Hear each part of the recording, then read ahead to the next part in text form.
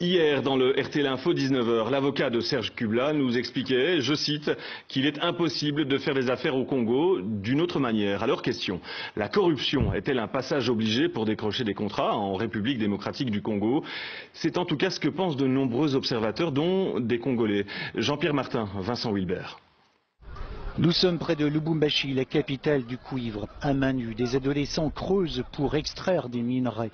Jamais ils ne seront riches. Le revenu de ces richesses profite à d'autres, au pouvoir du président Kabila et à son clan, aux entreprises étrangères aussi, qui pour s'implanter dans le pays et générer des bénéfices, n'hésitent pas à payer de copieux dessous de table, comme le confirme le président de la Ligue congolaise contre la corruption.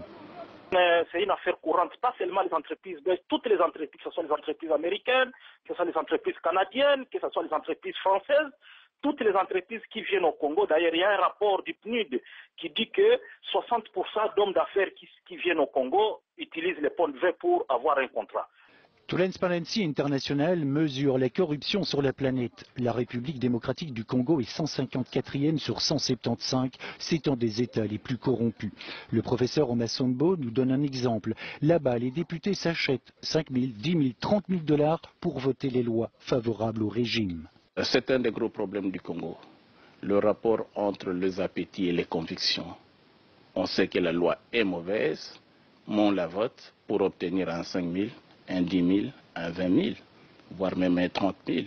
Ça s'appelle un régime de prédation. Le mot n'est pas fort. Ce sont des pillards, ce sont des voleurs. Ils détruisent, mais au même moment ils disent qu'ils ne sont pas coupables.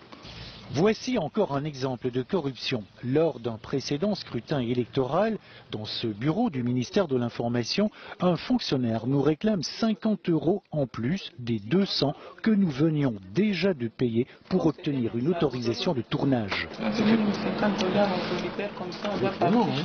Bouffer, payer une boisson sucrée, matabiche, voilà quelques expressions qui ont cours à Kinshasa.